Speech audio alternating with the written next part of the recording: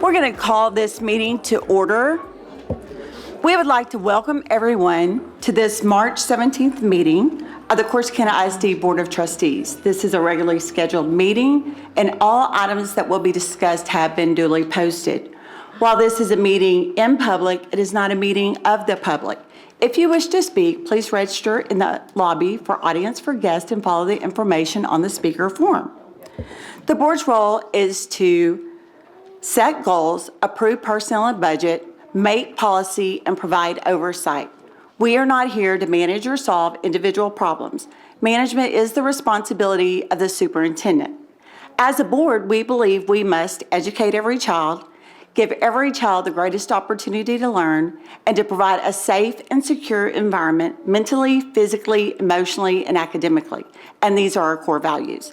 We appreciate your interest in the students of CISD.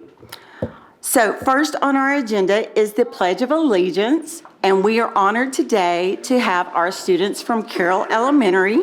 We have the girls with pearls and our guys with ties. So we have Zayani Means, Ariana Ortega, Araya Ortega, Gloria Soto, Naraya Means, and then for our gentlemen, we have Carlos Vega, Adam Garcia, Zaylin Collins, Parker Davis, Noah Frazier, Alex Garcia, and Orlando Thompson. Thank you all for being here. I got to meet these students back in January when I visited their campus, and so I'm glad that y'all got to come today and join one of our meetings.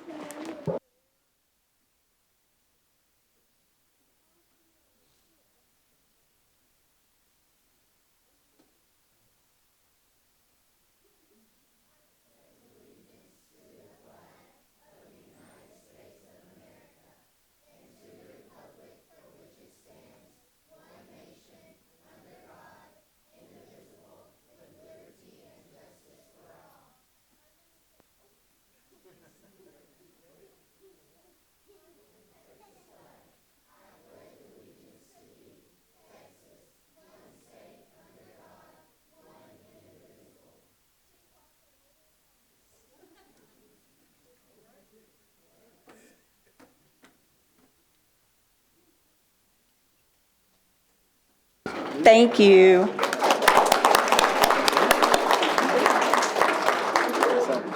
Next, we have our invocation that is going to be led by Coach Alan Walker from the Tigers boys basketball team.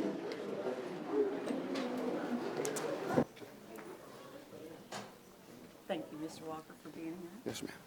Amen. Greetings to everyone. Amen. Let's bow in prayer. Dear Heavenly Father, we just thank you. We praise you. We thank you for today's grace and mercy. We thank you for this beautiful board of counselors. Lord God, we thank you for everyone that makes up this district. We pray even now, Lord God, that you send divine wisdom, Lord God, and good understanding concerning, Lord God, your will to prosper this district and everybody that works here and everyone that participates in the activities that go on in this district and community, Lord God. And we thank you, Lord God, for the unity that you bring through your Holy Spirit. And it's in Jesus' name we pray. Amen. Amen. Thank you, Coach Walker.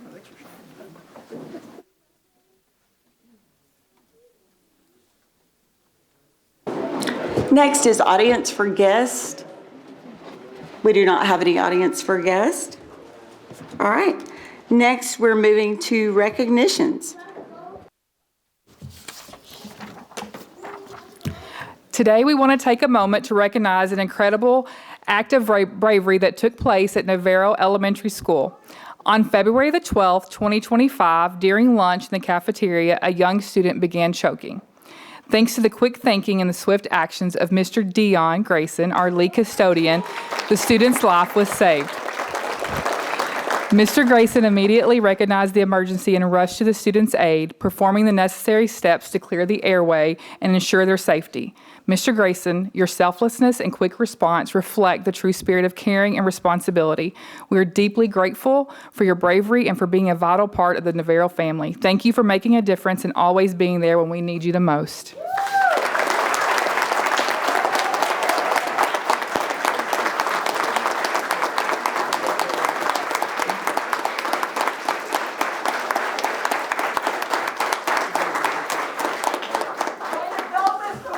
We do love Mr. Grayson, if you did not know that. Ladies and gentlemen, please help me welcoming the student, Mr. Dion Save Savannah Milligan, along with her family and her principal, Miss Lauren Weaver. Savannah is a first grader at Navarro, and we are so thankful that we get to continue to see her bright smile every day on campus. Savannah, we have a present for you.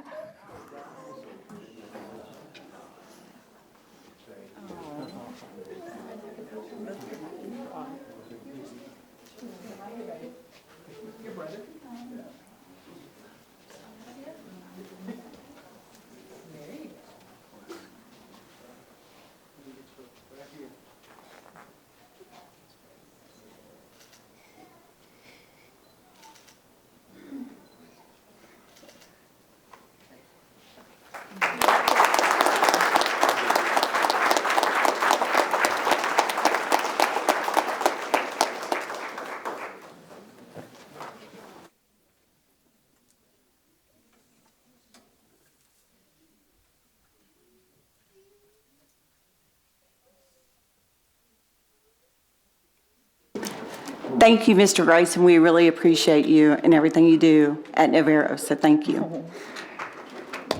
All right. Next, we're going to move into our Facilities Committee meeting. So we're going to take a short break. We have pizza and drinks for everyone. Is that everything we need to do? Okay. So please be sure to get some refreshments and some pizza, and then we're going to start back at 5:45.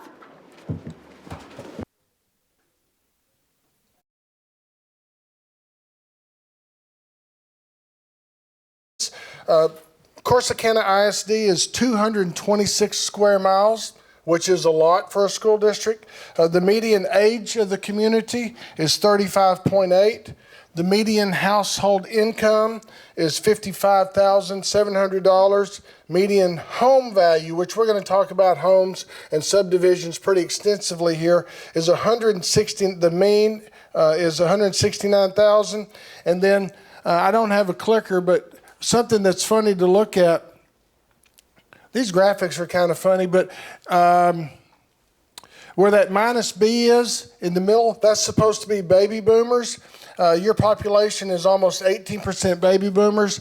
To the right of that, those are the Gen Xers, 18% Gen Xers.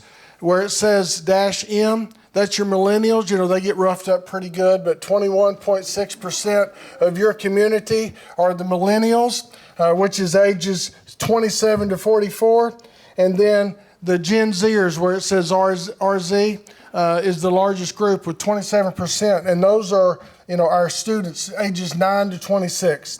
And so that's just kind of the breakdown, just some you know, fun facts or little known facts if you know Cliff Clavin. So one of the measures that we look at in regard to the strength of the economy is unemployment rate. And over on the right, you can see that Navarro County in the last year has gone up from 3.4% to 3.8% on unemployment. However, anything that's 4% or below really is still considered to be fully employed. So the economy's strong in the state of Texas and in DFW and in Navarro County. Some trends. This is the growth over the state of Texas. It's funny to look at it. If you can see the bar going down, that is COVID. And then the years after that, I might have to put some glasses on to read this. The interesting fact about this is after COVID, the enrollment in public schools started going back up. But on the far right hand, the bar graph, that is supposed to say 12,736 increase. And so the increase last year being 90,000 and 2 years ago, 22-23 being almost 90,000 and 23-24 just being 12,000. So the public education is changing across the whole state. Now here at Corsicana ISD, you see yourself, Region 12, you're in Region 12, you see yourself highlighted. You guys are in the slight growth category. The districts around you have slight growth. Rice and Mildred ISD have a little bit, slightly more growth than you guys do. When we talk about things in the community, I'm sure you guys hear about this in the area, local area where business is coming in and where jobs are supposed to be, coming this way. The Bitcoin mining facility, that's a pretty big deal. Those don't happen. I have to tell you, this is the only district that I have that has a Bitcoin mining facility going in. So that's something that's pretty cool. So let's talk about housing for a second. You can see over the last 3 years, housing in Corsicana ISD has gone down. In 22, it went down 11%. You see the bar, the 23, it went down 24%, and then even in 24, it decreased to another 19%. And so part of that is interest rates have been high. And when interest rates are high, people can't necessarily afford housing. But let's look at the average price, average home. You can see in this graph where the two straight lines are, the existing home prices and new home prices used to stay pretty parallel. In 21, new home prices took a big jump, then they continued to go up last year. Right now, the average new home price in Corsicana ISD is just over $300,000. Existing home price is just under $187,000. So there's a huge discrepancy right now with new home prices and existing home prices. So let's look at what we found out in the district in regard to subdivisions that are existing and ones that are in the future. So right now there's 4 existing subdivisions and 3 future subdivisions. The 4 active subdivisions are Corsicana Commons. It's down here in, we're going to talk about them more in depthly, but right now it's the green one down here on the left. The one on the far right is Barefoot Bay. The little square next to the rectangle next to the yellow one, next to the blue star, is Westover Hills. And then Dobbins Crossing is the other green polygon that's there. And then there's 3 yellow ones. Those are hard to see. So I want to talk about each of those individually for you real quick. So when we look at Corsicana Commons, it's in the Navarro Elementary Attendance Zone on State Highway 31 near Navarro College. It's an active subdivision of 166 total lots. Right now, 72 of those are occupied, so just under half of those houses are built and people are living in them. 16 are under construction, and then 28 lots are ready to be built on, and it still has 50 futures. This is a D.R. Horton development, and they're really closing between 40 to 50 homes a year, so this development probably has 2 to 3 years left until it's finished. Right now, the student yield in that is 0.264, and so here's what that means. For every 10 homes that are occupied in that subdivision, there's 2.6 students in the school district. And that's really pretty low. You might say, okay, Paul, that number doesn't mean anything compared to what? Average is really between 0.4 and 0.6 is what you'll find. So this is 2.6 for every 10 occupied homes. And then right next to that, Corsicana Trails, you can see there, it's 741 future lots. It's also a D.R. Horton subdivision. It was just rezoned in February, and so they're in the process of getting that one going. So then we go to, there's 2 more. These are both in the Bowie Elementary Attendance Zone out off of Dobbins Road and next to the high school and the middle school. Westover Hills is active. It only has 32 total lots, and 30 of those are occupied. So really, it's pretty much done. In that subdivision, homes average around $250,000, which is under the average. And the student yield there is also low at 0.233, or 2 students for every 10 occupied homes. Now, right across the street at Brookstone, they're supposed to put 32 homes in there, but that plot was approved in 2021, and there's been no activity there yet. No streets, no roads, no activity. So So the way we look at those is until roads start going in, we really can't tell you when future houses are going to be coming on board to produce students. And so we let you know about them, but we really don't calculate much with those. All right, another one is Dobbins Crossing, 18 total lots. 16 of those are occupied. So that subdivision is pretty much finished, and it has a yield of 3 students for every 10 occupied homes. And then the last one I want to talk about is Northview. I'd lied to you. The next to the last one I want to talk to you about is Northview. Northview's been sitting there for a while. When we did a study for you guys in 22, this one was there, and there's no work that's been done on it since. And so that one's up there in the Bowie Elementary School zone. And then the last one is out by the lake, and it's Barefoot Bay. It's shared between three school districts, and it has 126 of those are Corsicana ISD, and the lots are ready to go, but they're currently not building there. And the home prices there start at $391,000. All right, so that's what's going on with the homes. Multifamily, this map shows all of it. It's hard for you to see, but you guys have 730 students that reside in over 2,000 multifamily units. The yield for that is higher at 3.5 students for every 10 units occupied.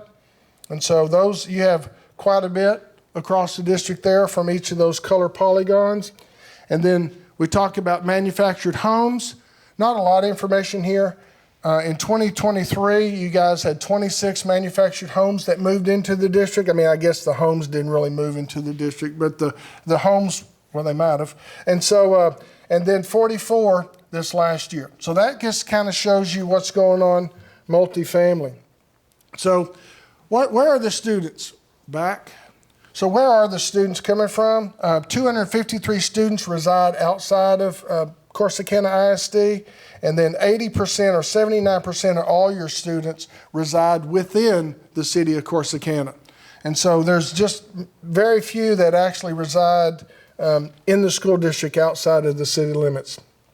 So when we talk about this screen here is a report that comes from TEA, and it comes out each year. And what's important to see here, this is students that live in Corsicana ISD but go to school outside of Corsicana ISD is the first. The first one is students that live outside of Corsicana and then come to school inside Corsicana. And you had about 162 of those in 22-23.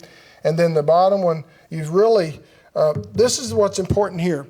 You guys have gone from 452 to 475 to 425 to 442, all the way down to 405. Fewer students are electing to leave Corsicana ISD to go to other districts. And so that's the trend that you guys have going for you there. This slide talks about birth rate. It's really hard to see, but basically one of the measures that we use is the number of births in a county. You know, we 5 years ago, how many kids were born, how many of those are going to, percentage of those are going to be kindergartners, and you guys stay a little around 85% on that scale. So let's talk about some numbers. This year, you guys right now have just over 6,000 students, which is down 60 students from last year. And you can see here the two largest groups are 10th grade that has 479 students. That's your largest. And so what I want to show you, and I can't really get to it, I can get to it over here, and it's not in color, but what I want you to look at when you look at this chart is right now there's 453 seniors. They have been the largest class ever since they were, the 10th grade class has been the largest class ever since they were 6th graders. That's what's important when you start talking about a school district. When you get a big group, they stay large. They lose a little bit. The other important factor here is you guys have 453 seniors.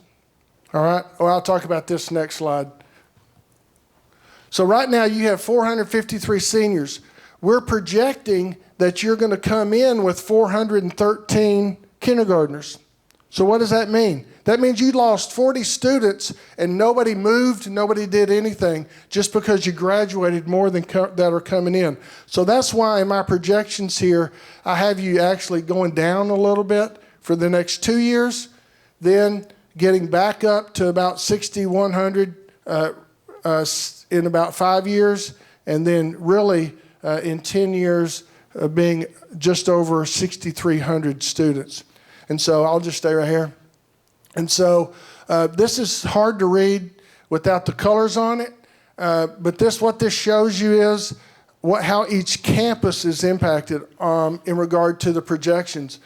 You can see Carroll has a capacity of 564, and it is over capacity now, and it's going to stay over capacity for the next 10 years. Sam Houston has a building capacity of 278, and it's over 400 for the life. It's always been over 400. And so I even had to ask Miss Howell, I think this is a typo because it's over 400. And she said, no, 278 is what she found.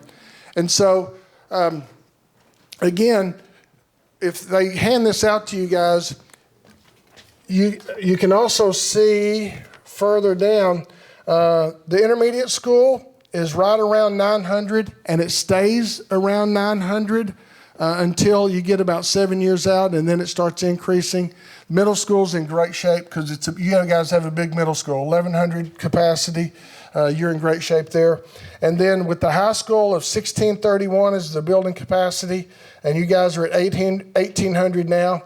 Even with graduating a big class and the 9th grade class not being that large, you still stay over capacity for the near future. And so really just as a summary, my projections are in 5 years, enrollment's going to dip for the next couple of years and then start on more of a linear increase. 6,067 students in 5 years, 6,318 in 10 years.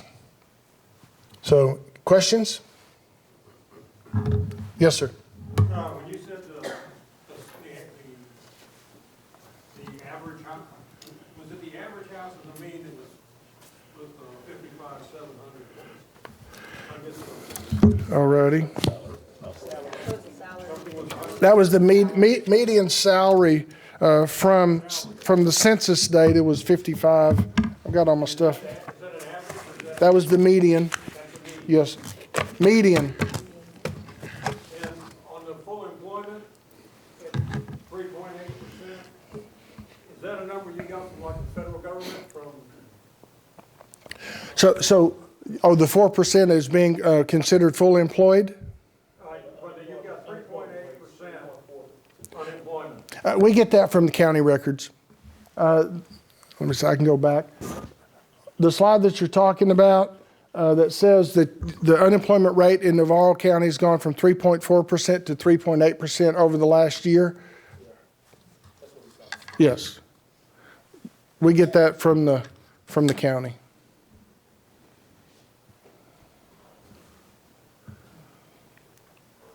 Other questions?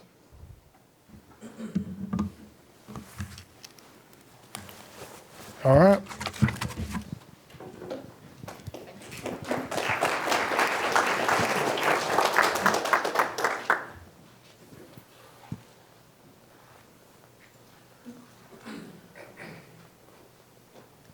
Now we're going to ask Mr. Kays, the Director of Finance, to come discuss School Finance 101. You guys are going to love this. Green button makes it go, right? Awesome. All right, like I said, Ms. House said, I'm Sean Kays, Director of Finance with the school district. We are, up on the slide, you have our M&O and INS. That's maintenance and operation tax rate. And then you have INS, which is interest and sinking. You can see our current tax rates. Maintenance and operations is what it takes to run the school. Salaries, fixing things, instructional supplies, curriculum, materials. INS, that money goes directly to bond payments. So it goes to debt, okay? This year's total tax rate, 0.86200. So what does our maintenance and operation budget look like? So this is the bulk. Like I said, this just supplies everything that goes into running this district every day. Our total budget, you can see at the bottom, over $65 million. Most of our costs, like most businesses, goes to payroll. Okay, we are anywhere between 83-84% of our budget is payroll. Of this $65 million, right, this pie chart, it includes everything payroll, curriculum, supplies, all that stuff.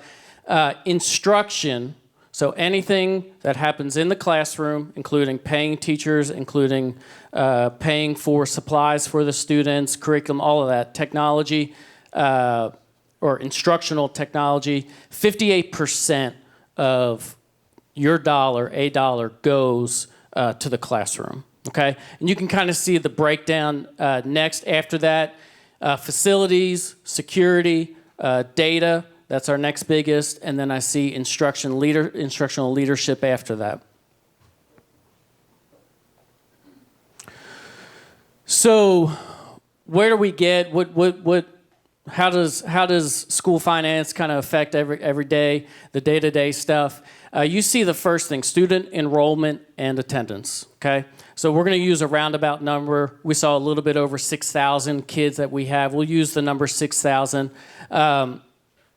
So we are not paid for those 6,000 kids. We are paid on attendance. We are paid by how many kids on average come every day.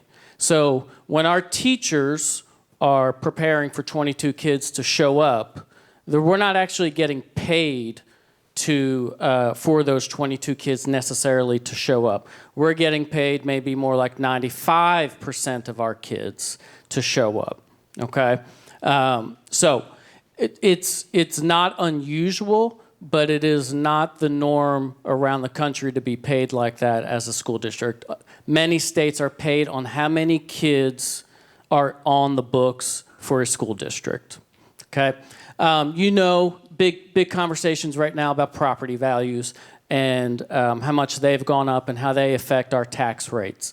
Right now, our legislators are debating that and redoing formulas which dictate our tax rates. And then we also see, you're going to see some charts here on how the state funding and our local funding, how your M&O taxes and our INS taxes locally kind of go hand in hand with what the state gives us. Obviously, it's in the news. It's a big spring and summer for the state with the sessions going on in Austin. And so funding the formula for school districts in Texas has not changed since 2019. So we are operating with a dollar that is as good as it was in 2019. The formulas have not changed. They have stayed the same. In 2023, they did not change it. They are looking at changing that right now. Hopefully, we will find out soon what that looks like, what we will get per child. Here's a history of our tax rate in Corsicana. So this goes back to 2019 with a total tax rate of 1.2831. We are down to 0.862 at the very bottom. You can see the big change in 22-23. There was a legislative session. They compressed some rates, and so our local taxes did shrink. But what happens, as you'll see, is as kind of our local contribution goes down, the state contribution kind of goes up to kind of meet us in the middle there. Sean, can you tell Yes. me who dictates our tax rate that we can? Yeah, we don't. The M&O is not dictated by us. We don't change that. We don't. It's based on our property values. It's based on the state formulas. So that is not something we get that. We put it in on our books, and that's it. And that's through TEA. Yes. Yes, it is not done on my computer. It's not done in my office in this department in this school district. That is something that comes from the state. So, thank you. Good good clarifying. So up here you have kind of comparison of other cities near us and in our county. So you can kind of see where we stand compared to others. I'll give you a second to kind of take a look. I believe, very nice, they are ordered least to greatest.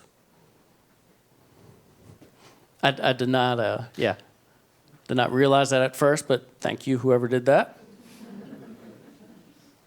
All right. So this was kind of eye-opening. This is the first time I saw this was a couple months ago when I came across this. Just you don't get to see this chart all the time, but we do pretty good. So here we come back to basically how, the heart of funding.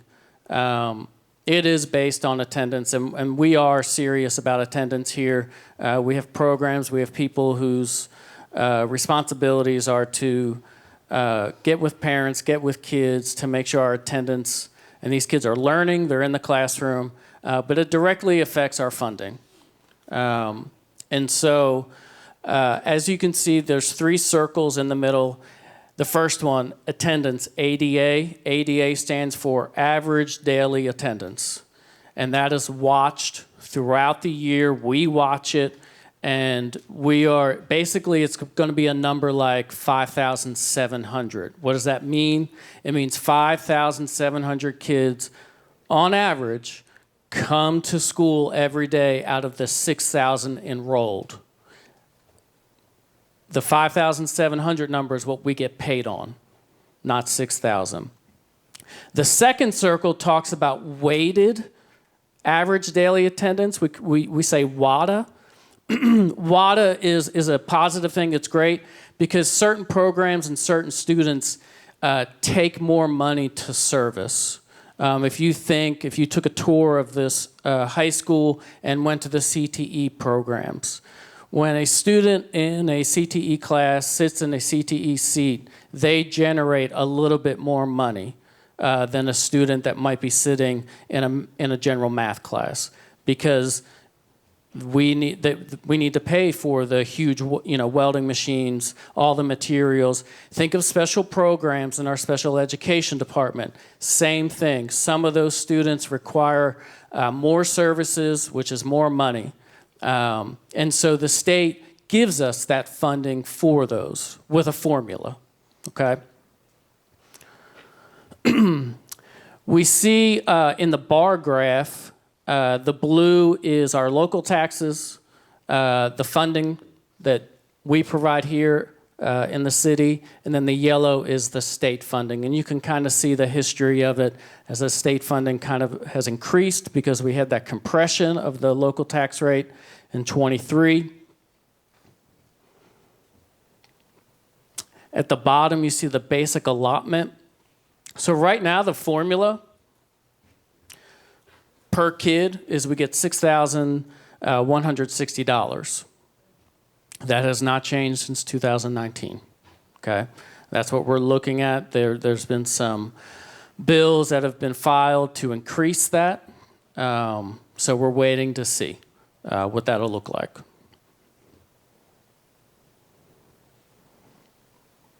Okay, I've kind of hit on this on a few slides, but as state funding is not adjusted to account for increased costs and inflation, this is what we've been talking about since 2019. Some numbers, if you run them, if you look around, the dollar has kind of lost about 20-ish% of its value since 2019, okay? As property values increase, state funding actually decreases. We have a couple things there. Let's see.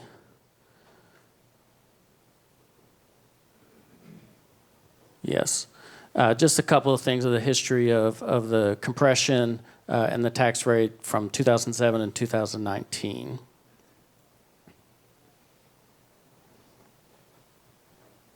Okay.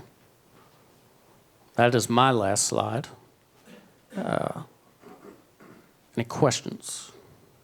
Do my best. Mr. Casey, can you clarify to some people that a lot of people complain that the property value increase and that they're paying more into school taxes, but can you clarify again that when you pay more in school taxes, the state actually cuts back their funding to kind of offset what the schools bring in so they don't have to pay as much?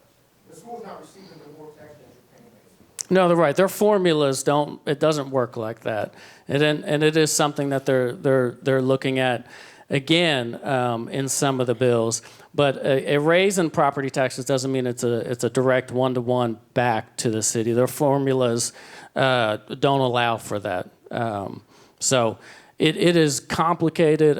You start getting into gold pennies, copper pennies, and all that stuff, and it gets kind of real in the weeds. But it is not a direct one-to-one that we get. Just because property taxes go up means we get to pocket more in our school district. So.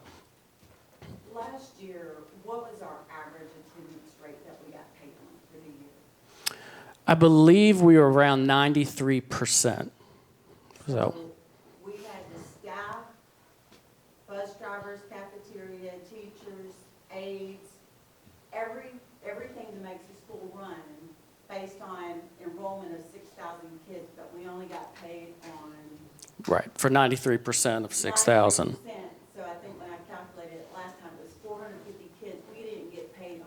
Exactly. When you see school districts closing schools, that's because they're not getting funded enough and they're having to consolidate. We don't have that luxury here because, as you can see, we're at capacity at our schools. Mm-hmm. We don't have facilities to consolidate. Right. But that's based on the funding, the way our state does it.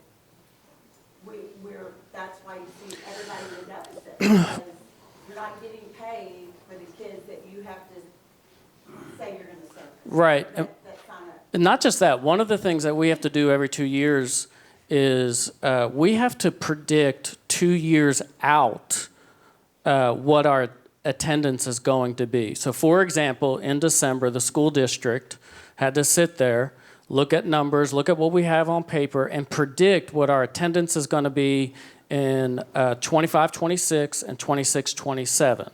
And there's a good reason for that, because the state is trying to make their budgets, and so they kind of want to know how much they should budget for. But as you can see, in the last 5-6 years, things happen. You have pandemics, or you have developments. They clear the land, but they don't build the homes. I mean, we have the pleasure this year of having a demographic study, but that doesn't happen for all districts when they need that. So think of that. Think about trying to predict what attendance is going to be like in the fall of 2026 right now, with all the turmoil of the last 6 years and the attendance rate. So we are continuing to get better. We're continuing to try to get back to that attendance rate. Full transparency, COVID just killed attendance in every school district. And so trying to get back to that, to pre-COVID attendance rates and back to that, that has been tough. But when you start doing the math and you think if we can get attendance and we can get kids in schools and kids back, 1 and 2% raise in attendance rate, we can do a lot better as a school district. But also it's very tough because that's such a moving target. And teachers prepare for full classrooms. They don't prepare for 18 of 22 kids to show up. So, all right. Yes, sir. I saw data somewhere that the district gets about $11,500 per student per year. Yes. Is that the number we sent out? Did we send out a little lower? Right at 10? Okay, so that's a combination of federal funding as well. So we get a few $1 million of federal grants that go to certain things, to accelerated instruction, to teacher recruitment, to special programs. So that 6,000 number that you see is state money. When you start throwing in other money like federal money, it does go up to closer to 10,000 per student. And I might just add, far away from the number that the state of Texas and TEA released in the press. I think they said $15,000 or $16,000 on average per student. Not true. But the federal grants are most of the time earmarked for certain things, right? Correct. Correct. Very correct. Yep. Compliance reports, audits, all of that on those federal grants. So they are earmarked. It is not a free-for-all for that money. Good question. Yes, that also includes federal child nutrition money, which is a $6.5 million budget as well. So good questions. Yes, ma'am. I do have a question. When you talk about the weighted average daily cost and some of the programs that the students got paid more for, does that compute into the high school learning atmosphere, such as AP classes, dual credit classes, or does that pretty much stop? Are they gifted and talented pretty much stops? Yeah, dual credit does not create any weighted. AP does not create any weighted. There have been some changes with dual credit that have been beneficial to the district and to low-income students. So that has helped out with the budget there. The state is paying more for that. But it is usually anything that falls under that special program umbrella, emergent bilingual, ESL, CTE, career tech programs that are basically always at the high school. And then we have 11 teachers at the middle school that teach CTE as well. So there's some funding there. But yes, that is basically the WADA umbrella for the most part. Good questions. Who's it? Jeff Robert. Yes, yes. I also just want to point out, legally, your M&O fund, your maintenance and operation cannot cross over with your INS, your interest in sinking. So as we talk about a possible building project, that's your INS, and you cannot use those funds to pay teacher salaries or vice versa. Thank you. Yes. Yes. Dale. Compared to what our INS is now, what is the cap for our INS rate? Is there? 51 cents. Okay. Thank you. All right. I'm going to introduce our next presenter, Jeff Robert from Hilltop Securities. Going to go over bond information. Thank you. Good job. All right. Good evening, Corsicana Board, Ms. Howell, community members. My name is Jeff Robert with Hilltop Securities. I work with school districts throughout the state on bond elections, bond authorizations, issuance of bonds. So I've done quite a few of these types of meetings. And what did we do with the clicker? Did I put my?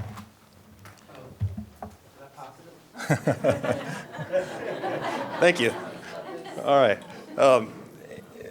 So I've actually worked with Corsicana ISD on all of the authorizations and issuances that you've done since 1997.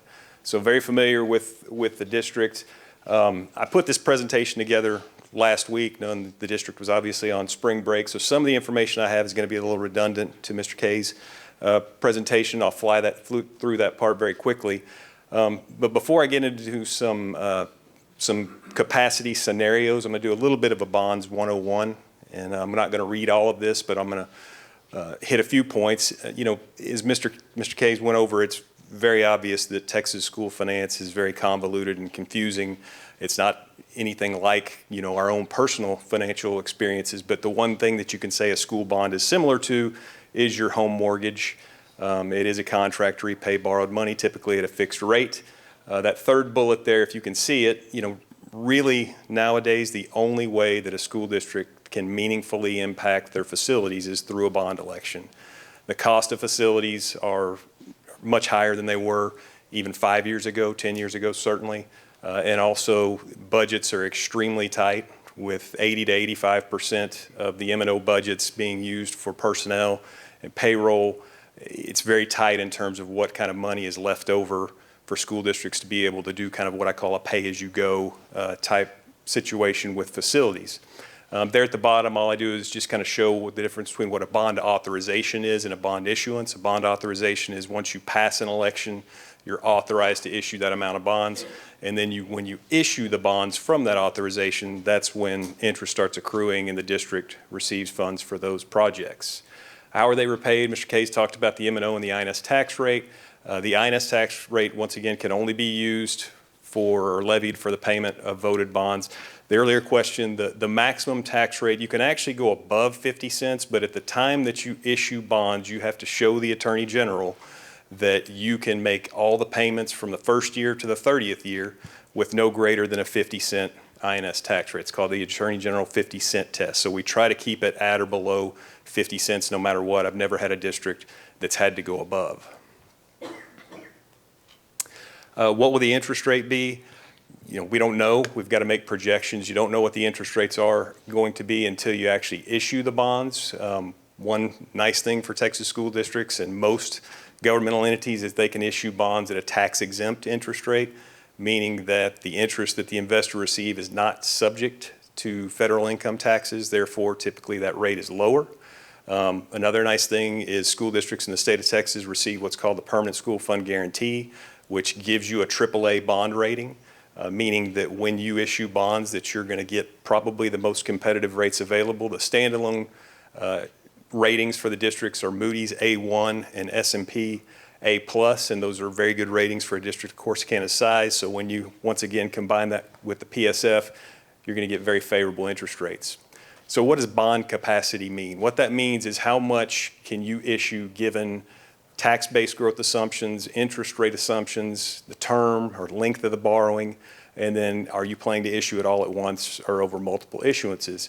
And it can also be impacted by the projects that you're including. For instance, if you told me you were going to buy, if you're going to do a $100 million bond election and $20 million of it was going to be for Chromebooks, that's going to be pretty expensive because I've got to pay that $20 million off within 5 years because those Chromebooks are not going to be they're not going to be useful after that 5-year period. Now, if you're talking about a new facility for $100 million, well, that facility is probably going to be around for 50 years.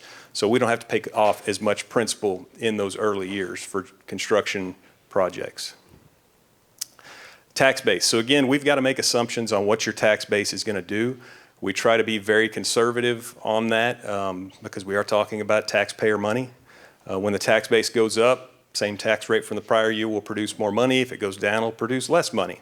There at the bottom, kind of piggybacking on what Mr. Kays was talking about, increases in your tax base, yes, they can cause your M&O rate to go down, but they won't result in more M&O dollars for the district because the state will just give you less money. The number of kids is what matters on the M&O side. However, on the INS or debt side, increases in the tax base do help you because there's no state money involved. The district gets to keep all the money to make payments on their debt, so a higher tax base will result in more funds brought in.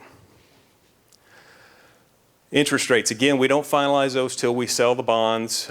Yes, interest rates have risen. However, you know, I'll show you in a second, those COVID interest rates, as I call them, were probably the lowest of my lifetime. And I'll show you in a second, tax-exempt interest rates are pretty in line with where they've been over a very long period of time other than those COVID levels. That third bullet, a lot of folks see, well, the Fed lowered interest rates. And remember, when the Fed takes action, they're talking about the overnight lending rate, which is a very short-term rate.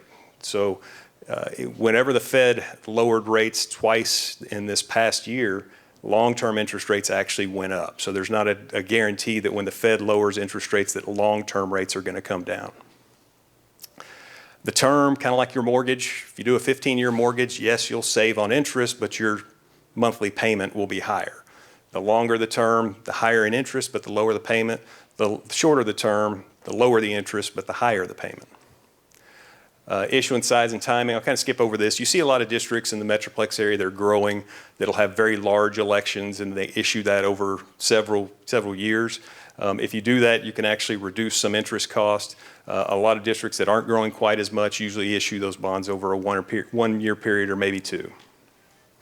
So here's a graph on interest rates. This is what's called the Bond Buyer Index. This is a 20-year tax-exempt index, comes out every Thursday. And if you go all the way over to the left and the white graph in the background, that was 1981. So tax-exempt 20-year interest rate in 1981 was over 13%. And you can see how that's trended down. And over here, if you get to the right, you can see that dip there. Those were the COVID interest rates, as I call them. And last Thursday, it was at 4.29. And if you look over on the far right and you kind of draw a line across, you can see that, yes, we're obviously higher than we were during the COVID years. However, over the long haul, we're still a fairly low interest rate environment. And that blue graph just shows what this index has done over the last year. Okay, so some history, and Mr. K shows you some as well.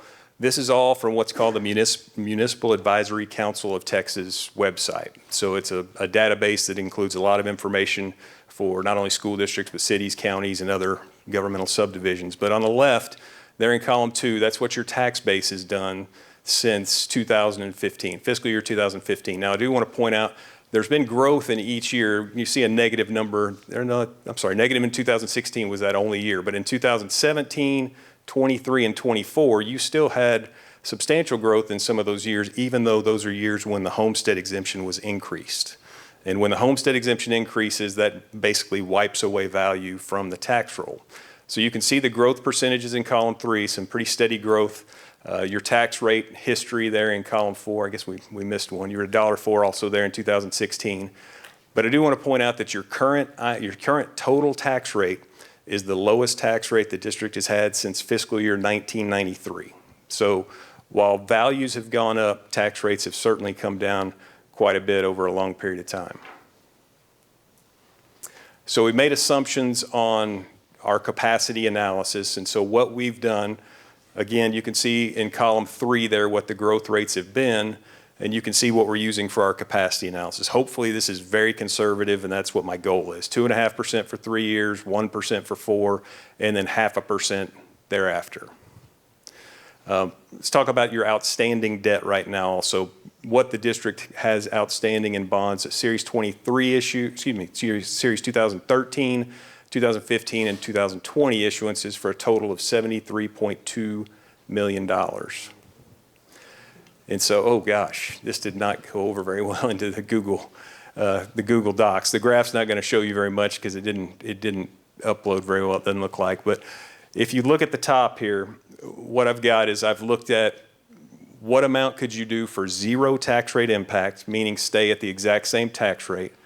What could you do for 1 penny, increasing by 1 penny, and then what would a $70 million, an $80 million, a $90 million, and a $100 million election size look like? And for all of these, I've assumed a 30-year term with a 4.5% interest rate. If we issued right now, we'd be somewhere between 4 and 4.25. So the maximum tax rate, obviously, we could do $45 million for 0 tax impact. So if you did $45 million, it would not increase your INS tax rate. If you said, let's go up 1 penny, we could do $51 million. So $51 million would result in a 0.2051 INS tax rate. If we did an even $70 million, that would be an increase of 0.0449, so 4.49 pennies, about 4.5 pennies, up to 24 cents. 80 million would get you up to 25.75, which would be a 6.24 cent INS tax rate increase. 90 million would get you up to 27.6, which is an 8.09 cent INS tax rate increase. And then 100 million would be just under 30 cents. It'd be 29.4 cents, which is a 9.89 cent increase. And I'm sorry the graph didn't show up like I wanted it to. So what does that mean in terms of those different tax rate increases? What does that mean to different homeowners? So at the top, I get the question a lot, over 65, your taxes are frozen, and a lot of people sometimes just say, well, we don't believe you. So I've actually cut and pasted from the comptroller's website of the state of Texas, and you can see the quote there that if you're over 65 and you file the necessary paperwork, that your taxes are frozen for school districts. Now, the charts below, what I've done is for those bond election amounts that you saw on the prior page, 45, 51, 70, 80, 90, 100, the top one, that would be how much your taxes would increase for the different home values that you see there. So you have a $150,000 home, a $200,000 home, $250,000, $50,000 increments all the way up to $500,000. What each of those different tax rate increases would mean in terms of a tax increase on the homeowner. And this assumes the current $100,000 homestead exemption. So for instance, a $150,000 home actually only pays taxes on $50,000 of value because you get that $100,000 homestead exemption. 150 less 100 is 50,000, then you multiply it times that tax rate, and it's on a per $100 basis, and that gives you those numbers there. So let's just pick out $300,000 home there at the top, which is right there in the middle. If we went up by, let's say the biggest one, 9.89 cents, that would be an increase of $197.80 on the tax bill. And then the bottom is just that top chart divided by 12, just to give you what that monthly impact is. Now, the one caveat I want to give you, or the one disclaimer I want to give you, is that, as Mr. Kays mentioned, that the legislature is currently in session, and if they make any changes, then I hope you'll allow me to make changes to address whatever they decide to do. And the legislative session is supposed to end in late May, so if they make any adjustments, then these numbers would also need to be adjusted. But as the rules are right now, these are the tax rates and impacts that these different election sizes would result in. And did this come out okay? So what I did here, I tried to pick districts that were either fairly close in proximity to Corsicana ISD, or maybe a little similar in scope, meaning about an hour from the Metroplex, not necessarily high growth. I mean, there's some on there that are, but if you look over on the far left, I'll just read them out real quickly. I looked at Alvarado, Cleburne, Crandall, Denison, Ennis, Everman, Greenville, Joshua, Kaufman, and Terrell. And you can see, how much they have in terms of bonds outstanding. And I'm not trying to say anybody's doing anything better than anybody else, but just to show you how districts that may be deemed somewhat similar, what they look like in terms of their bonds outstanding. They're authorized but unissued there in the third column. What that means is they've passed an election for that amount, but they haven't yet actually issued those bonds. If they're having a May election, Cleburne is having a May election, as is Denison. The last date that they passed an election. In the next one, I said, how long has it been, or how many times has a district not passed an election since their last past election, if that makes sense. So in other words, at the very bottom, Terrell has had 2 elections that did not pass since their May of 2016 that did. What their taxable values are, pretty similar for a lot of these districts in terms of what their taxable value is. Interest and sinking fund tax rates there for each of the districts this current year. What is their debt per taxable assessed value, or their debt per tax base? What's their debt per ADA? And you can kind of look and see where Corsicana compares to a lot of these. And then at the bottom, I just showed what the mean numbers is for some of those, or average, and then what the median, which is the middle, is, because sometimes the mean can be skewed by 1 or 2 districts. So you can see where Corsicana falls in terms of comparison with those. And if I miss some districts that are obvious that should be on there, I'd be happy to include them if an update is needed. And then lastly, some things that have changed as a result of the 2019 legislative session. I put it on there because I know it's been, I guess we talked about this in 22, but a couple of things that the legislature requires is that even if you said, well, we want to do the $45 million election and it results in 0 tax rate increase, no matter what, the ballot in capital letters is going to say this is a property tax increase, and that's required by the legislature. And the reason for that is that even if you're able to make the payments with the same tax rate, you're still having to levy new taxes in order to pay off the new bonds. And then the other thing that's required is that you used to be able to combine everything into one proposition if you wanted to. Now, if you do any work on an athletic stadium with over 1,000 seats, an auditorium, technology device purchases, performing arts facilities, teacher housing, and then some recreational facilities other than gyms, they have to be on a standalone proposition. So that is all the information that I have. I'd be happy to answer any questions if anyone has any. If anybody's awake.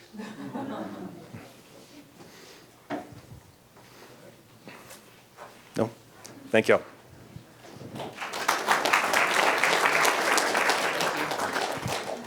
Thank you. I know that's been a lot of information, a lot of money talk. So thank you for staying with us. We have just a few more things to go. So in February, we sent out a community survey to all of our stakeholders, and I'm just going to review a few of those from the survey. We had 88 respondents that were parents of either current or former Corsicana ISD students. 38% are Corsicana ISD graduates, and 30% of the respondents are Corsicana ISD staff members. 69% of the respondents agree that education should be the top priority, and if needed, agree to raise taxes to improve our schools. So you can see that how that came out on our survey. What do you feel is the greatest need of Corsicana ISD? Ranked number 1 was build new or replacement facilities. Ranked number 2, the second highest priority, is renovations and additions to current facilities. 72% of our respondents would support a bond election to build a new educational facilities and or addition for existing facilities. So before we go on to Kelly, she's going to do a quick exercise with you guys. We're going to have a website that will have these presentations on there. Some of the things that did not come through due to just the PowerPoint and the Google separation stuff. We'll have it on a website, and I will make sure that Meryl gets this email to each one of you in the morning, just so you'll have it. It'll be in color. And if you have any questions, then you can reach out to me or someone on my team, and we'll be happy to answer it. Any questions you have. But I just wanted you to know that we do have all of this in color and in the right format. But I'll get that email to each one of you tomorrow. And I'll turn it over to Kelly.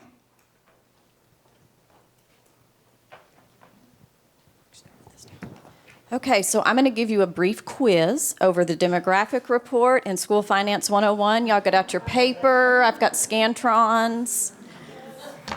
Y'all aren't ready for that? Okay, not really. This is one of my favorite parts of the meeting. Those of you that came to meeting 1, you got what? Lots of information about kind of what we were going to do. You got information about the facilities. So far for meeting number 2, you've done what? You've sat and got lots of information about the demographics of the community and what they look like and what they may look like in the future, as well as some information on school finance. All very, very important to file away and put in your brain as we move forward. But this is my favorite part because this is where you get to participate, and this is really why you are here. Y'all are a diverse group. We've got school people, we have business leaders, business people, parents. Did our students come back? I think I see some students. So we have some students. We had a recent grad last time. So anyway, we want to know, this is your community. What do you want for your community? What do you want for your school? We're not going to even cap it to facilities. We have been talking a lot about facilities. Facilities ranked really high on your survey. But when we get in here to think, you're here to dream big and dream about everything. The goal of today is no idea is a bad idea. Nothing is too small. Nothing is too far off in the future. We really want to capture everything that is important to you all about Corsicana ISD, because we're not only thinking about a plan for maybe this spring, in 5 years, in 10 years, in 15 years. Because as we know, these buildings that you're in, they've been here for a long time. And if we do any new or additions, those are going to be here for a very long time. So the first thing I'm going to do is be a little chaotic, and we're going to number off, and there's a lot of you.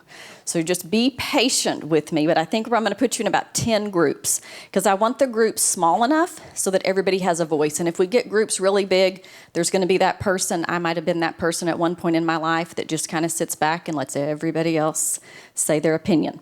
So before I number you off, once you get up and you move around, everybody's going to have, we call these placemats. You're going to have a placemat. I hope I have enough for everybody to have one, because what I'm going to do is for the first part of the exercise, you're going to work individually. You're just going to think, what do I want for Corsicana ISD from your perspective? And I want you to jot those down. Then after about 3 or 4 minutes, for about the next 15 or 16 minutes, you're going to really talk with your group, and you might have an idea that's different from your neighbors, and so you're going to talk about all of those things. We don't want you to really weed anything out here. What I'm going to ask for from each table is just one placemat.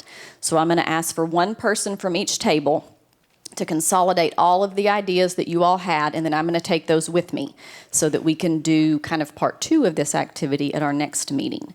And that's where we'll kind of build some scenarios, look at some costs for those scenarios, and then kind of pull it back to the information you learned today about your bonding capacity and what dollar amount, if that's what you're comfortable leaning towards. Does that kind of make sense? Okay, so you're running number 1 to 10. I'm going to kind of move around the room. This is a big room. And then I'm going to say this once, and I'll say it again. So that'll be table 1. And I might kind of scooch y'all that way a little bit once you're table 1. This will be table 2. We'll do 3, 4. In the middle, 5, 6. On the end, 7, 8. Then we'll do 9 back over there and 10 back over here. So we've got 1, 2, 3, 4, 5, 6, 7, 8, 9, 10. Okay? Now the hard part. Can we all count to 10? Yes. 1. We did not get very far. Okay, we're going to do this again. Loud and proud. 1, 2, 3, 4, 5, 6, 7, 8, 9, 10. 1, 2, 4, 5, 6, 7, 8, 9, 10. 2, 3, 4, 5, 6, 7, 8, 9. 10. 4, 5, 6, 7, 8, 9, 10. 1, 2, 3, 4, 5, 6, 1, 2,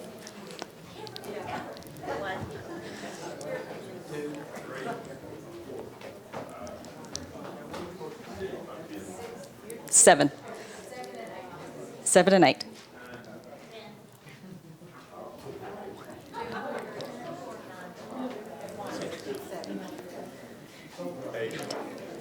All right, y'all are awesome. Okay, if you will move all the 1s, 2s, 3s, 4s, 5s, 6s, 7s, 8s, 9s, and 10s.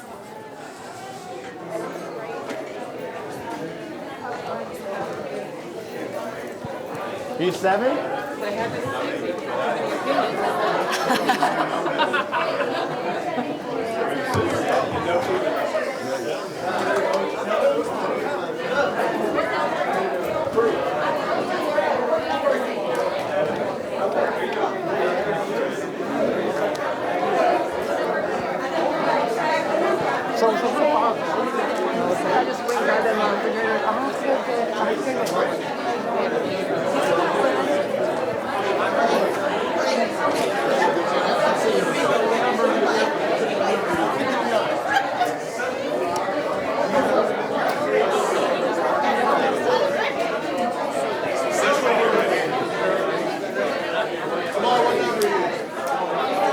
Who are you looking for? I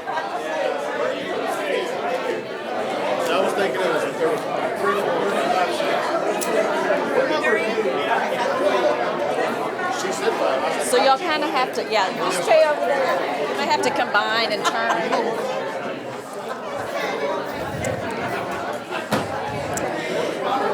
If y'all need to kind of scoot tables, make a bigger group, move chairs.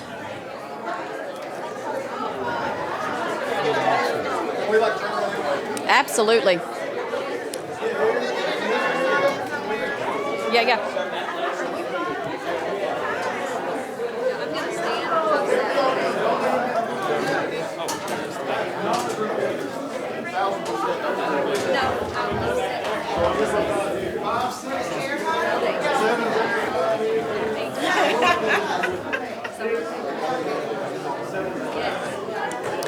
Okay, has everybody found their home? No, who's looking for who? Yes, what I would like for you to do, if you did get one on your own, we're going to have about 3 minutes of kind of quiet. Just jot down your own ideas about your dream big. If everybody didn't get their own, you can just kind of jot down some ideas on paper, because I do need one to take with me from each group. So take a few minutes and just jot down your own ideas. Oh, as a group? Do it individually first.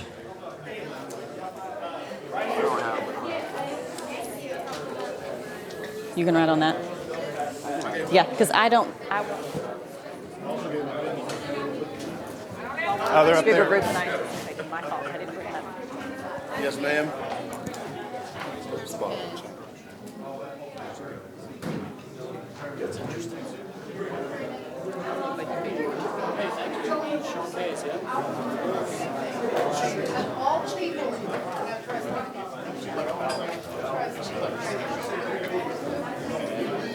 Drink big.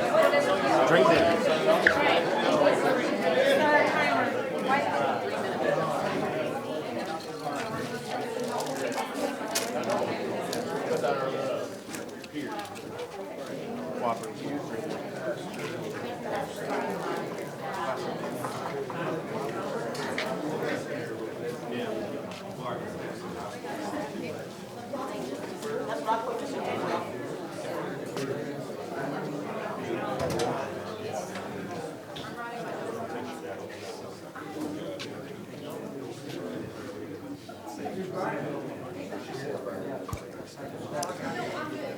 If you need ideas on your paper and on the board, or just some ideas listed of things you can think about.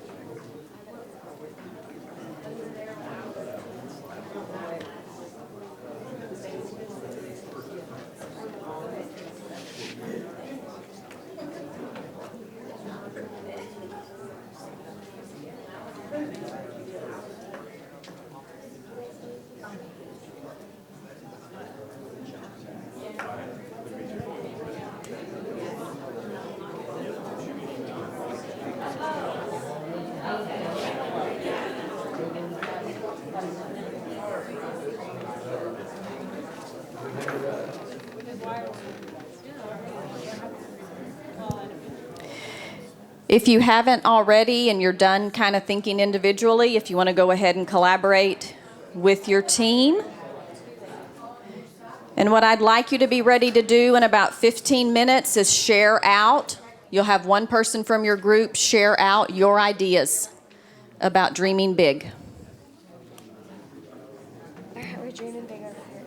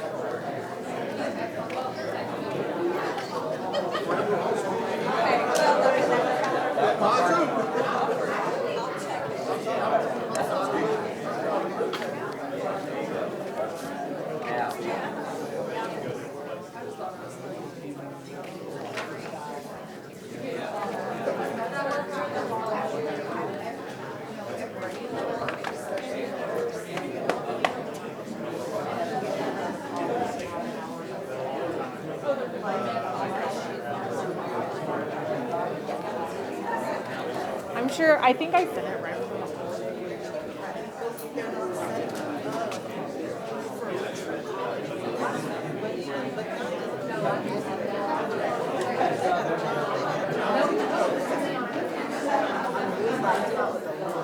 The whole thing about the John Deere program is you have to be sponsored by a John Deere dealership. And where's the closest John Deere dealership here? You know? It's actually north of Ennis. North of Ennis. Yes, it's north of Ennis. Oh, yeah, it's right there, yeah. So, but they can only sponsor one person a year.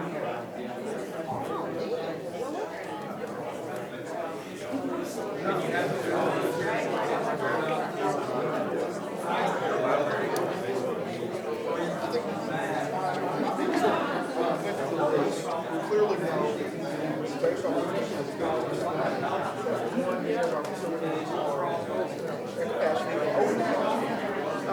there's growth coming to Corsicana that you know to it's either Baltimore, Ennis, so it's coming south. So what exactly are we doing as a district to prepare for the future? Come to the high school, we've been out here, you see the students, in the hallway, the relative pass over here. So there's a lot of facilities, something that we need to invest in.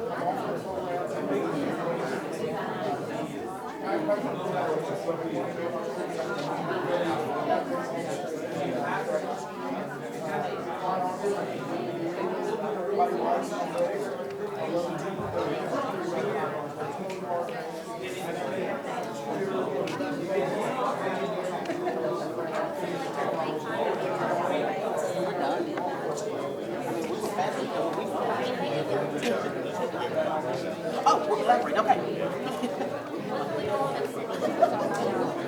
So I think mine is a lot more different from everybody's when you see think big, so I really did. So I'd like to see a brand new hospital.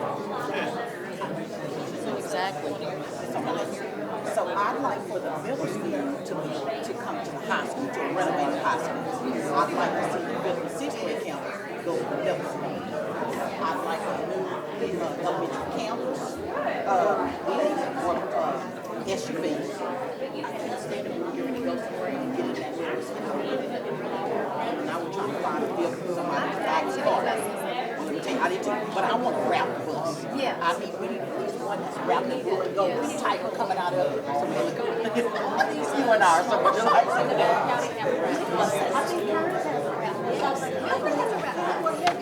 think a wrap bus. So I'd like 2 brand new SUVs with the C on it, the Suburbans, and then I'd like 2 Expeditions with the C on it. CHS again, more exposure for students, new video equipment, media team, high school bathrooms. I don't know if the bathrooms look the same since I graduated out here in the hall. I wouldn't know. And I'm embarrassed when we have something in the auditorium and people go, "Where's the bathroom?" I'm like, "Oh God, no! Can you not hold it for 4 hours?" I normally walk them down here. Yes. So classroom renovations, we just need to do high school. Fanning, right here. Foundation repair, playground equipment, updated gym, updated cafeteria, stage with seating, updated tech for teachers, instructional coach, windows in the B hall rooms. We need an ad one. I didn't know we needed an ad one because I'm not an ad parent. Me too. Okay. I wrote it for David. Okay, and then CHS hallways. This is at Sam. She has a whole list right here. We're going to give you that too. But better facilities, update what we can, retention of people, I like that. Spanish support for students, for Sam and tech facilities. I'm gonna be honest, can I be honest with you? This is, I at one point thought that was y'all into other schools, and then I thought, where'd they go? You saw our capacity, right? Yeah. Oh, yeah. I thought We are teaching in that's not bad. massive upgrades in CHS, bathroom, CTs, and in facility, common space, you have the cafeteria, lunchtime. Just, my anxiety is high, I can't go in there. Final what's improvements, lighting, fan, HVAC upgrade, administration office, downtown report. What do you mean?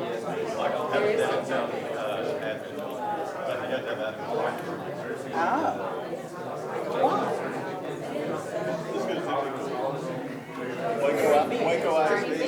And we have a lot of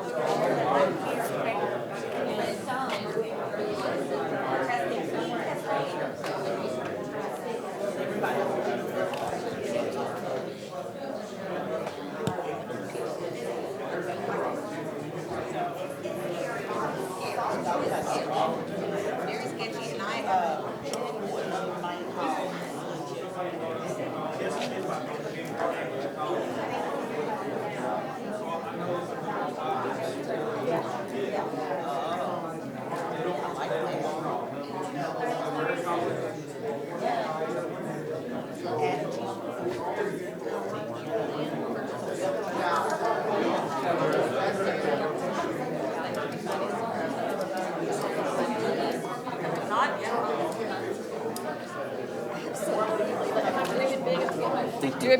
Dream big checkbook out and.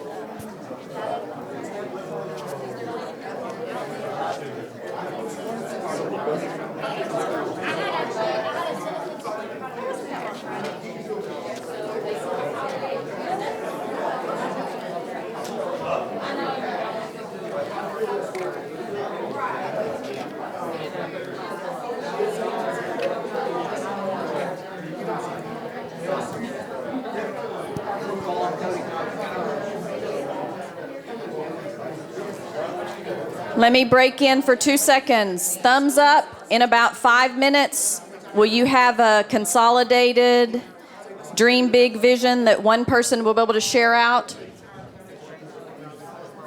I got 1 thumbs up. We're doing great. Perfect. All right, 5 minutes. 5 minutes.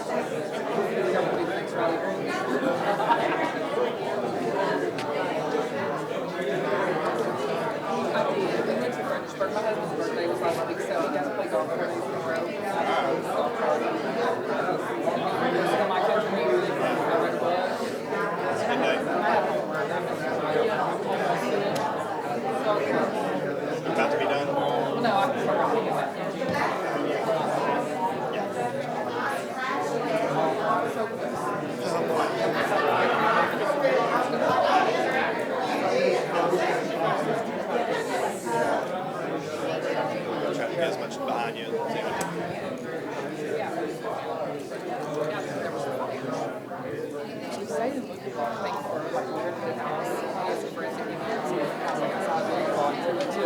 See Roger Craig on Saturday. And so we were kind of obviously small town. All of a sudden, it was just like this all this my mom's calling me, where are you? When you come out, I'm like, yes. Because it was all night Saturday, zero containment. Like, it was crazy. It was interesting.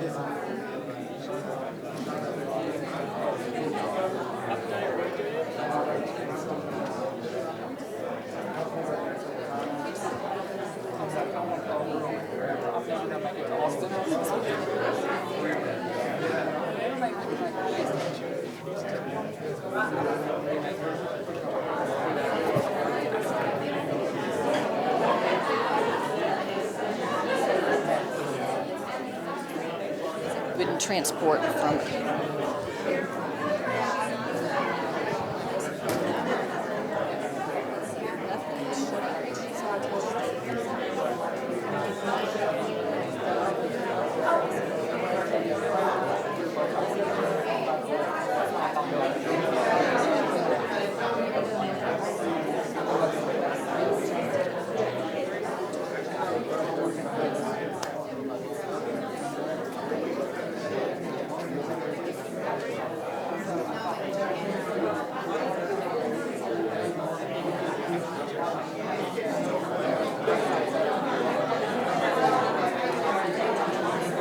want to tell them.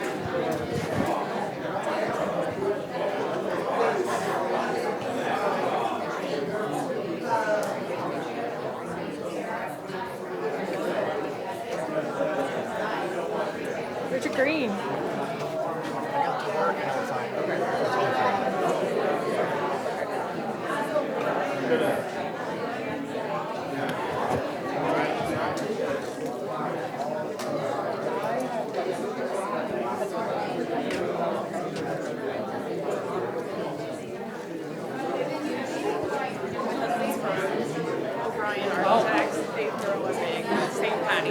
I love St. Patrick's Day. They actually threw it last week. I felt better when I walked in and water was green. So it's like, green is not our color.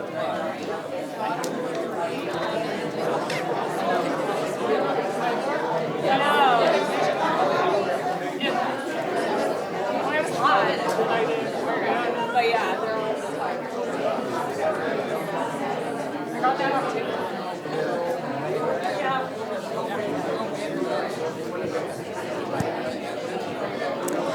You take about 1 or 2 minutes and wrap it up. We will share out to finish out the meeting.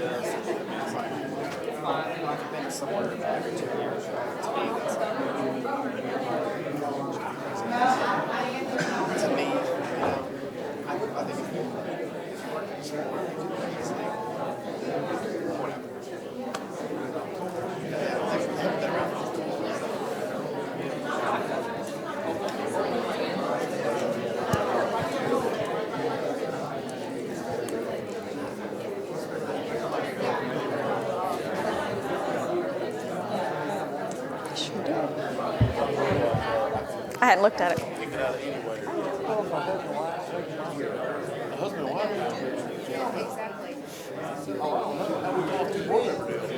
Clayton, after I get away, I don't want to hurry.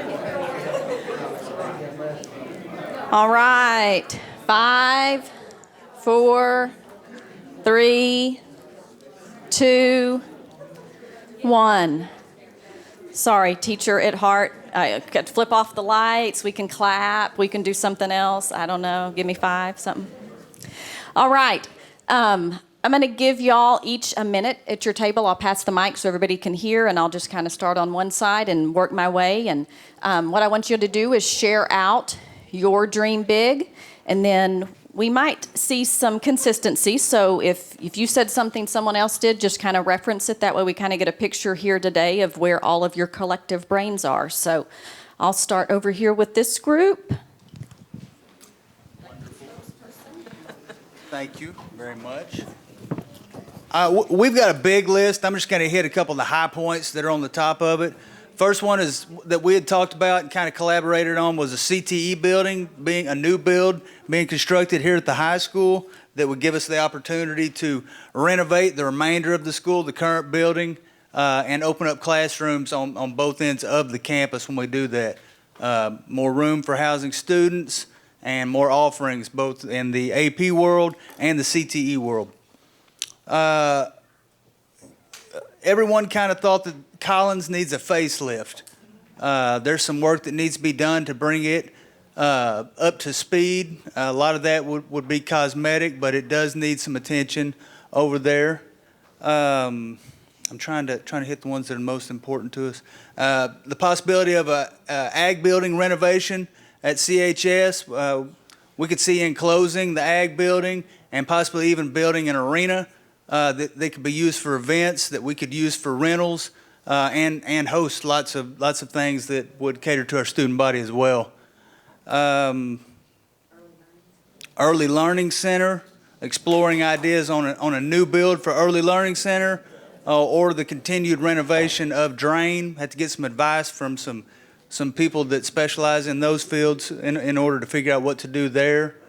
And then we talked about a new transportation building. It's something that I threw in there and everyone agreed with. Maybe moving transportation across the street.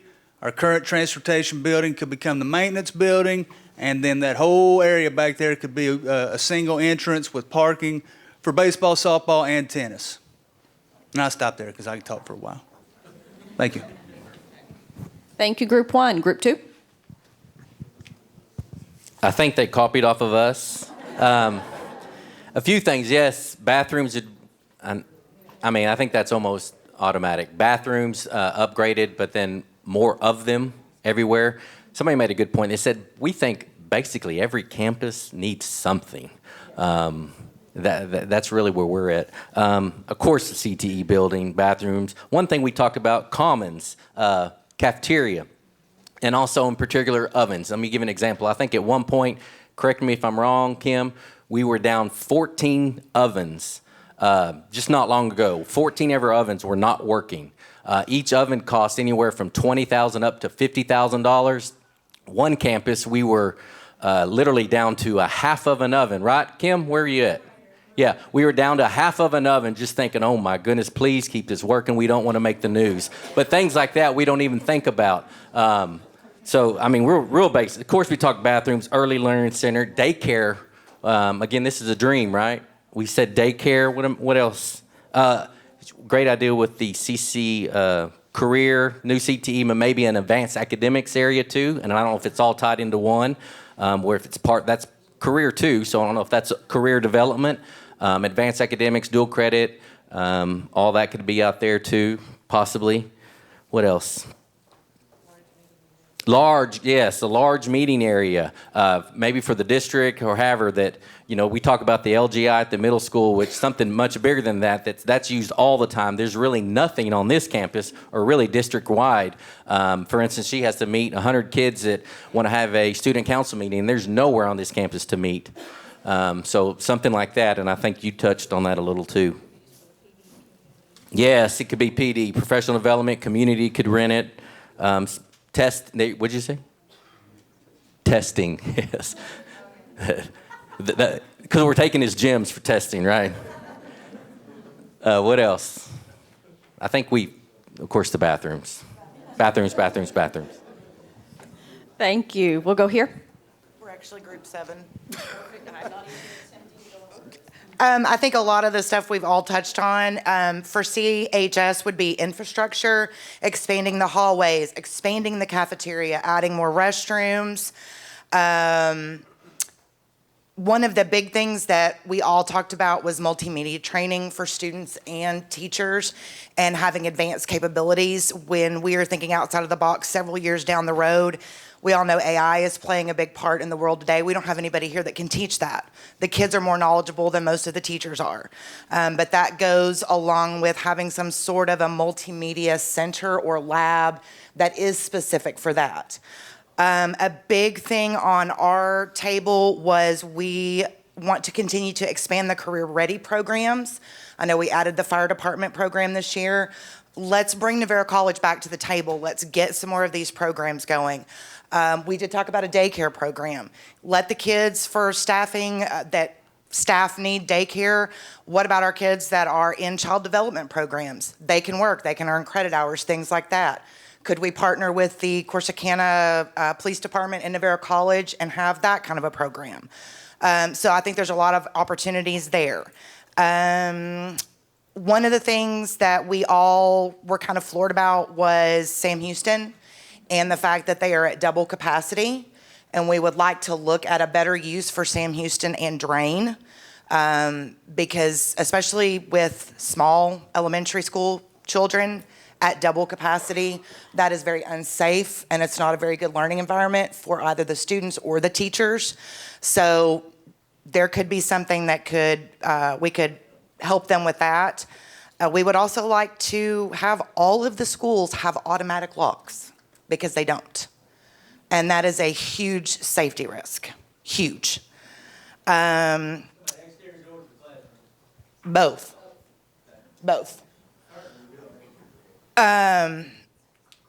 Moving, this goes back to what I think Shade said, moving the bus barn over to the new school, which it'll always be the new school to us, and making that into tennis, softball, baseball parking. As a tennis parent trying to come through for a 4 o'clock match when the buses are trying to get out of here, baseball, softball, anything, it is a nightmare and unsafe.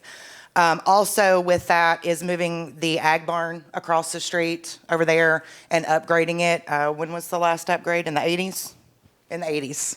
And we have a wonderful ag department that, continually does well that we need to support. Restrooms, humidity control, things like that. Obviously, upgrading the PAC. We have a lot of good programs that come in that the community utilizes and the entire county utilizes, especially with our Navarro Council of the Arts partnership. So that could have some upgrades, although I know that does have to be on a separate bond. And trying to put all of the admin in one location where transparency, communication, or just ease of somebody trying to find somebody, I think that would be something good. Anyway, I think that's it. Did I get everything? Okay, there we go. Good job. All right, we came up with, we would like a new ag barn. There you go, Monty. I hope you're here. We're going to get him an ag barn. You didn't say it, so you didn't come up with it. No, I wasn't. Well, I didn't. It wasn't loud enough for me. Okay. HVAC, honestly, in all of our HVAC in all of our schools needs improving. Roofing, drain still leaks. So, compliance with ADA. All of our schools need to be compliant with ADA. Possibly a new elementary school. Behavior, for like our behavior students. Maybe having their own entrance. That's what came out of this group, so they wouldn't be coming through with the normal. If they have to be at the school, they wouldn't come in the same entrance. And then this group would like to have an indoor facility, not just for football. It's for every sport and every organization, and a lot of people don't know. We've got to do a better job of talking to people about this, but if it's over 100 degrees and it's a certain percent humidity, kids can't go out and practice, right? So we need to make sure that people understand that it's not the same as when we were kids, when we went out there and we did it. And these kids aren't, it's not the same. There's all laws and regulations. So that's what we came up with. Thank you, Group 4. Y'all, Group 3?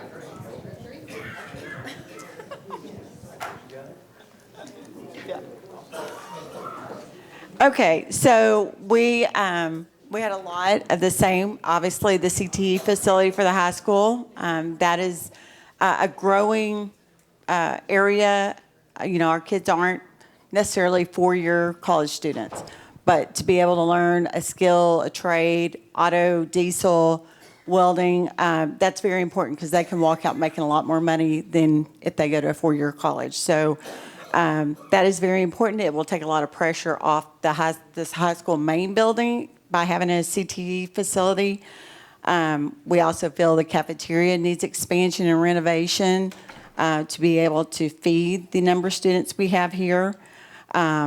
We also talked about a ninth grade wing to be able to separate the ninth graders and expand areas that will take the pressure off the main building because these ninth graders would be consolidated to one area. Safety and security for all facilities. I think we have, a lot of good things in place now, but I think there's always opportunity to upgrade and improve, like the automatic locks. There's a lot of technology that's been created to where you get an alarm and notification, and you can automatically lock every door in the building. There's a lot of technology with facilities now where if there is a fire or if there's anything, a pipe burst, somebody's going to get a notification immediately, and we know so we can, get our crews out there or call the fire department or whatever. So safety and security for all our campuses. Call-ins, covered hallways, because they don't have covered or enclosed hallways. So that would definitely be part of upgrading Collins. Expanding Navarro and Carroll. Those two schools are at capacity, over capacity, and are going to continue as we see the growth in our community with the new housing and the multifamily housing projects. A recess and a playground for Collins because they don't have that, and they're fifth and sixth graders. Renovate the ag barn, and then the transportation building is definitely something. If you've ever been to that transportation building, bless those people, and they deserve a lot better working conditions than what that building offers. So that is ours. Thank you. Group 5. We're going to give it to that. I am just going to probably repeat most of the things that you guys have already said. Obviously, some of the things we talked about, whereas if we can't build a new high school, definitely make the upgrades and the improvements to the one we have. We talked about building an early childhood center. I think we wouldn't have the capacity issues that we have at our elementary schools if we had a designated building for early childhood in our pre-K. And we also talked about the bus barn as well, so I won't go into detail. Ms. Roman just talked extensively about that. We talked about a professional development center for our staff, as well as upgrading our athletic facilities such as the baseball field house. It was mentioned that our soccer team practices at Navarro College, so maybe perhaps we are could be better utilizing those areas. And then a leisure center for extracurricular activities. Okay. I've lost track. Are y'all 6? 6.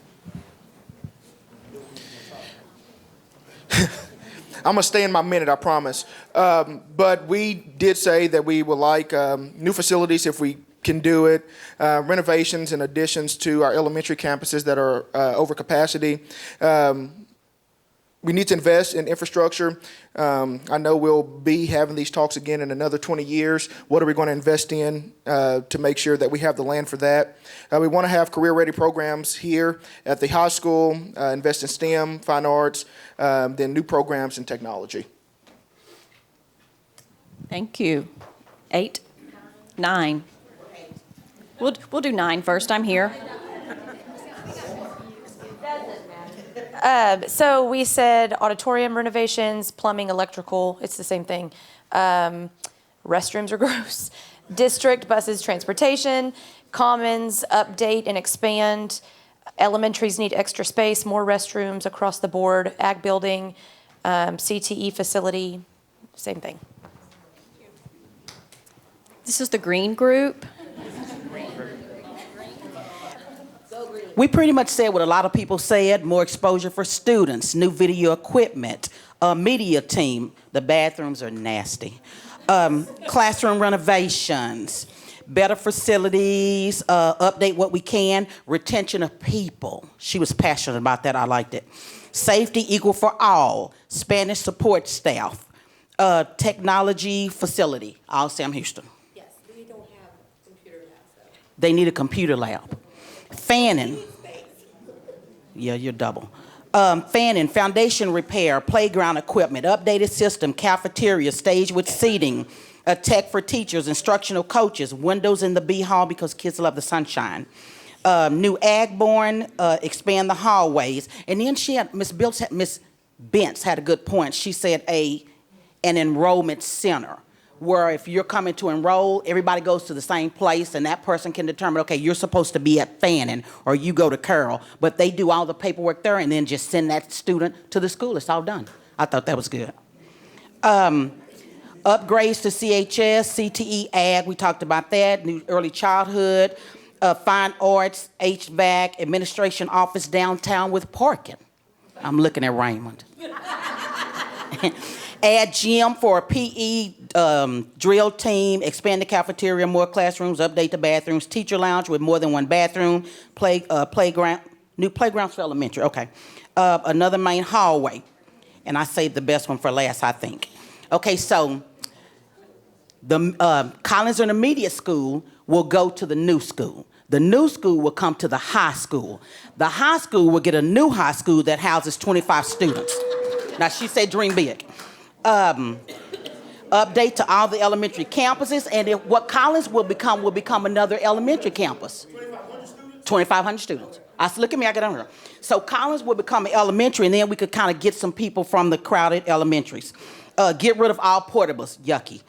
New vehicles. So we need 2 SUVs, and when I say SUVs, Suburbans with the nice C's on it, and we need 2 expeditions, and I know we do have a couple expeditions, but that would be really good. We need a mini bus for traveling. I'm finishing. A mini bus for traveling when the counselors are going, the other people are going places, not just the counselors. And then a wrapped bus. Wouldn't that be cool? You know how Kearns have the wrapped bus? Every time I see that bus, I'm like, what in the cowboy heck? You're in Kearns. So one with a C on it. So. Perfect. All right, group 10. Oh, we definitely appreciate her enthusiasm. Y'all give her another round of applause. I am glad the group has decided that we're going to build a pre-K center, our new ECC center, so the meeting is wrapped up. We're ready to roll. We'll get numbers out to you soon. We have registration coming up. I can get those numbers. All right, but we did talk about some of the same thing with pre-K being one of our main focus and center of attention for our district. We know that other people are doing it, but that doesn't mean we necessarily have to do it. We need to do it, is what needs to happen. Restrooms, that's always been an issue. No matter where you go in our district, restrooms are an issue. Just at Carroll Elementary, we have 4 restrooms, 2 boys, 2 girls that feed K4. When they're down, guess what? All the kids have to go to those other 2 restrooms. So keep those things in mind, but that's like that all over the district as far as restrooms and the amount. A lot of these buildings were built in the 40s and 50s.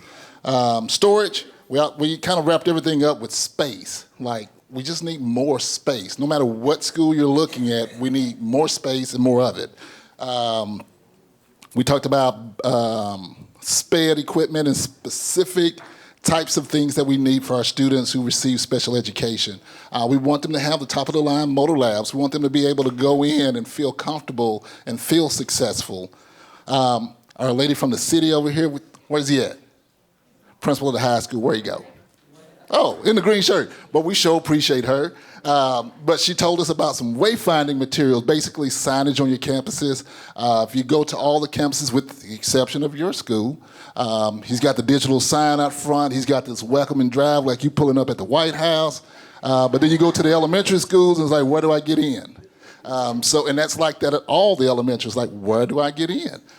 So just kind of things like that to kind of edify our buildings when you look at them. CHS, as far as the improvement, y'all talked about hallways and the congestion. I know at the previous bond, we talked about closing off that back way and kind of making that a hallway to loop around. But we had to go with the money that was dealt, and some things got cut short because we need to get some things done.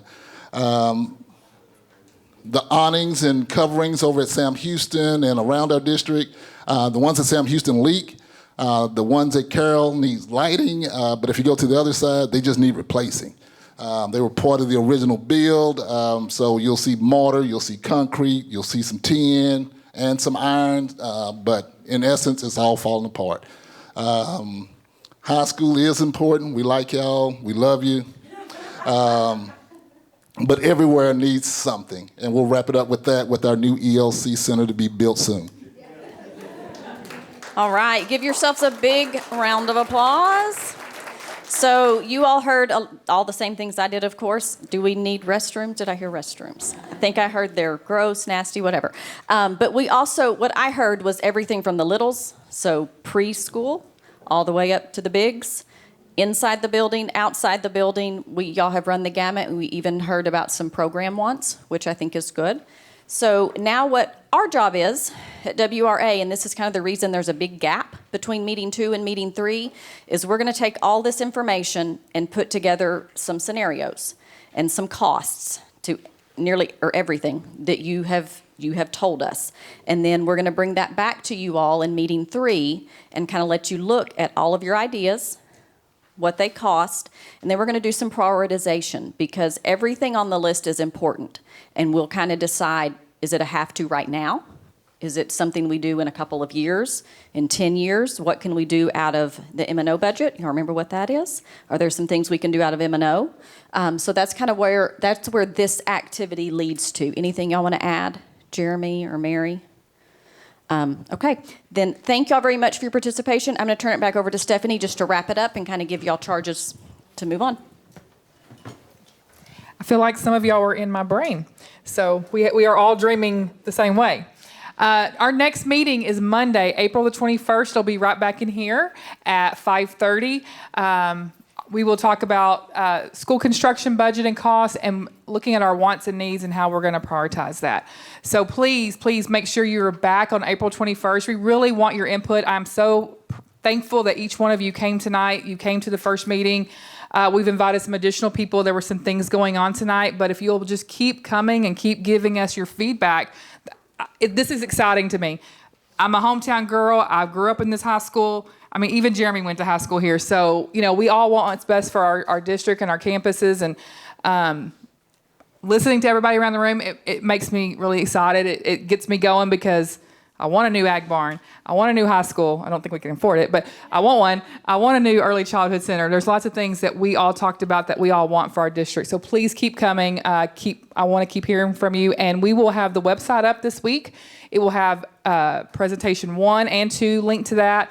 You'll see the financial that Jeff Robert did and our demographic study so that you have that information so that you can share that with the community. They need to know what our demographics looks like. What's our median income? What will it look like if we have a $100 million bond?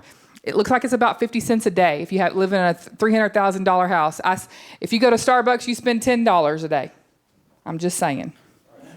That's all. I'm going to leave it there. And I will see you guys April 21st. Thank you.